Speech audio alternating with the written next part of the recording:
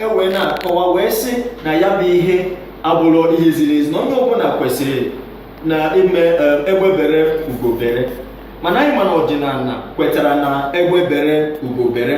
Ọ na-eme ọtụtụ oge afọ ka anọkọta awakpo ndị ụka n'ugwu Hausa ma ọ bụ awakpo ndị alakụba na mba ọzọ apụta na-ebe a na-asị ọ gịnị kpatara na enwe ike ibi dịka ndị Igbo si ekwu ndụ mmiri ndụ azụ.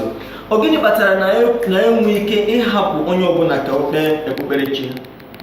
Mana nke na-agbagwojuzi anya bụ na ọtụtụ ndị gbara ọsọ, ọtụtụ ndị emegidere maka ha na-ekpere chi etu ha si wee ghọta na mba dị iche iche batakwa na be anyị ya, ha n'anya fụ ndị omenala ndị ọdịnala ka ha na-efe Chukwu, ka ha na-efe chi ha dịka etu ha si wee ghọta, ọ na-agba ha anya mmiri.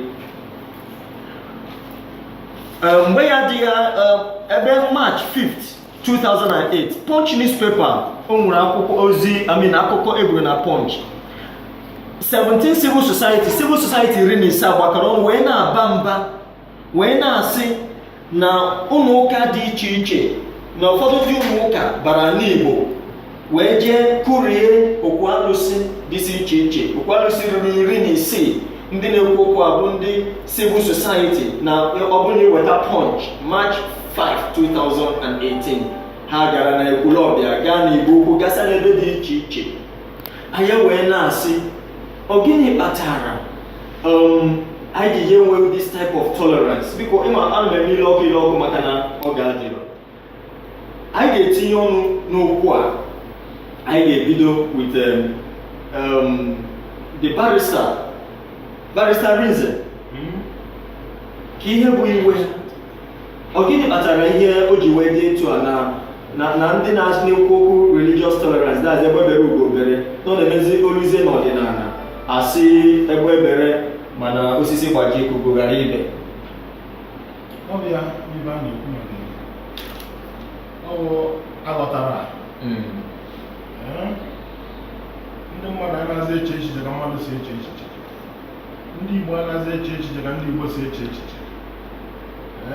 Ife ndị nna nna anyị ha metere dowere anyị wee na-achọ ka ọ gbanarị anyị, mana anyị aghara ekwe. Ibe anyị nọ ya bụ egbebere ugobelu nke si ibi ebe nke nkwali. Ibe a na-ekwu iwu obodo Nigeria kwuru na onye ọbụla nwere ike section 38 of the Nigerian Constitution si na onye ọbụla nwere ike ime ụdị omenala ọ chọrọ.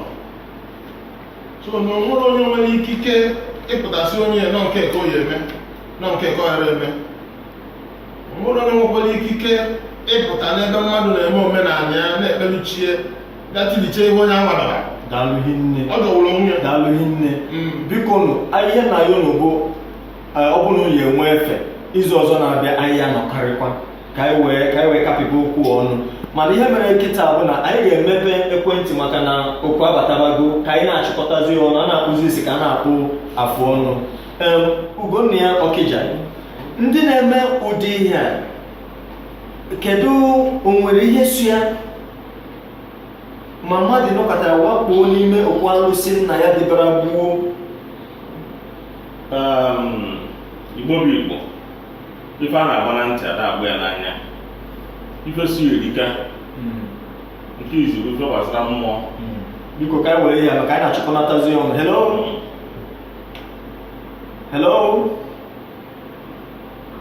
Hello. Okay, ka akwụkwọ na na-ekwu. O nwere obodo mma na 2011, between 2010 to 2011 ka eze obodo na ndị ọtụtụ mmadụ ole na ole kpara nkata ọkpa arụsị obodo ji biri ma akpa obodo ahụ ahụ maka ndị maka nkata ahụ. Ya bụrụ anyị akwụ ya fa. Hello. Ya ndewo, ị nọ n'ozi ọma ọdịnala, biko tinye ọnụ n'okwu apụ n'ọnụ. Nwankwo from ndị owu ngwa biko jụọ.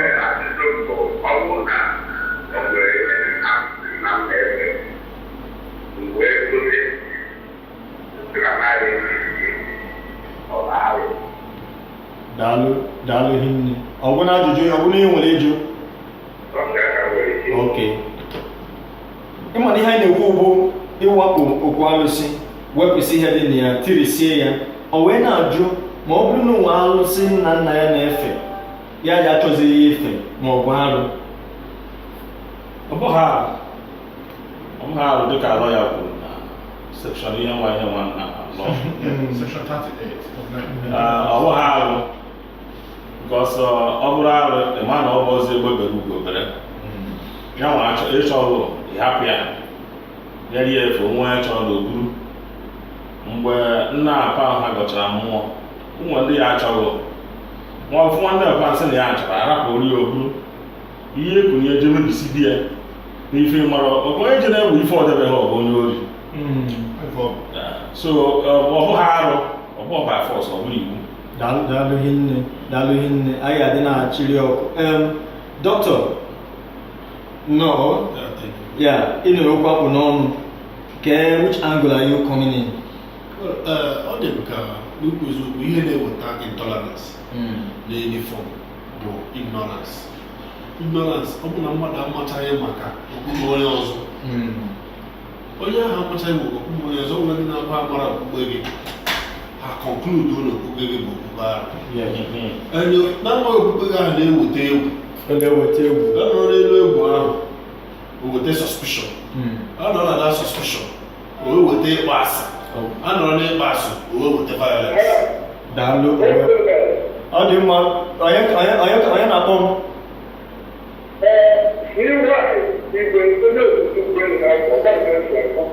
Ndewo nna m ukwu. Biko tinye ọnụ n'okwu anyị nwere ajụjụ.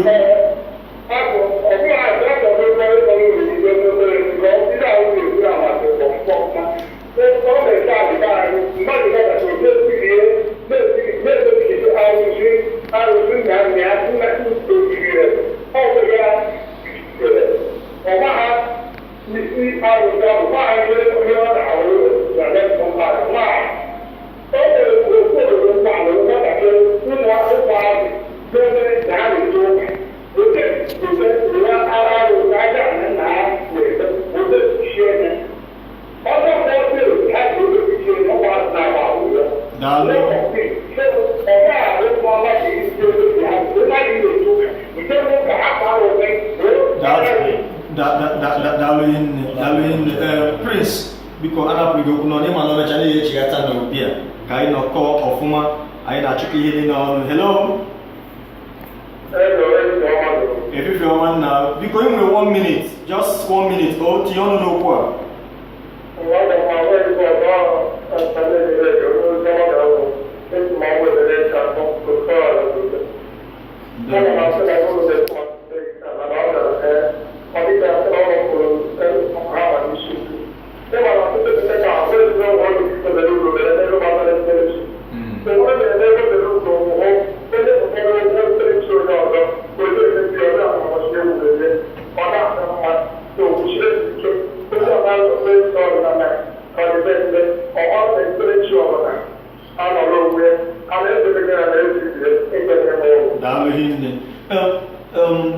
The barrister, onye abara na okwu alụsị ya kwurisie ya, o nwere ebe iwu obodo iwu Naijiria siri wee onwe ka onye esi wee nweta justice, onwe ka onye esi wee jiji ya, ma ọ bụ onye feel that na ya bụ na nwere interest mana ọ bụ obodo ya na mmadụ bara ebe na ebe debesiri ike ihe na eji okwurisie ya, ke approach ka etu onye nwere ike isi wee si ya abịa na legal matters. Ụzọ onye awa ya esi wee si erike a maka na o nwere remedy in civil and in criminal proceedings. In criminal proceedings, ndị niile na-amabịa alụkwuruche ebe anwa, they are liable for criminal prosecution for malicious damage to property. Emecheche ikpe ma ha evuru ha n'ụlọ nga ebe ha ya taa ahụhụ ihe ha metara. Now, in civil proceedings, ọ nwekwara ọgba akwụkwọ a ya akwụ ya ụgwọ ihe niile ndị niile amemere ya akwụ ya ụgwọ ihe niile ha mebiri. Okay, ihe nke ya agbaji ebe a ka anyị nara ọkwa. Hello. Biko ikuku aja mma ebe na ọkpọghachi anyị. Hello. Hello, good afternoon. Good afternoon. Biko tie ọnụ n'okwu, enwe just 1 minute. Okay, because I'm a legend over here. Daalụ. The guy who comes up is that legislature. Now, Bible has it. Chineke ndị ahụ anyị ga-enwe n'oyi anyị ka esi n'ọbụ ya ka eji enwe n'oyi anyị ọ ya adị ụmụ n'ime. Daalụ hinne. Ntị eji anụ ihe dị n'ime. Ugonna Okija. Onye nọkọtara ịnwa n'ụfọdụ oge a na-asị na nkwekọrịta n'obodo na-ekwekọrịta ewee jee ebe a mebisie ihe a. Onye kpegidere alụsị maọbụ onye pụtara sị na ya ma mfezi alụsị dị na be nne ya, ọ ya bịa wakpu ya kwurisie ya ka o nwere usoro ekwesịrị isi wee mee ya. O nwere usoro. O nwere usoro. Ihe awakpu ya kwurisi biya mmadụ ada agwala tọrịa ya ife ma ebe o si bido onye anọghị ebe ozu na-esi ojo ịkwọ na ịkwọ ya na osinu onye mgbe ebe o si bido n'ebe ndiri ozu ọjọọ ịbọ ya nụ osi n'isi. Ọ bụ na nwụrụ mmụọ dị na be nna gị na na-echọzi ịgọ nchọzi imekwa ihe eme bụ ịkpọ ndị ọdịnala nọ na be unu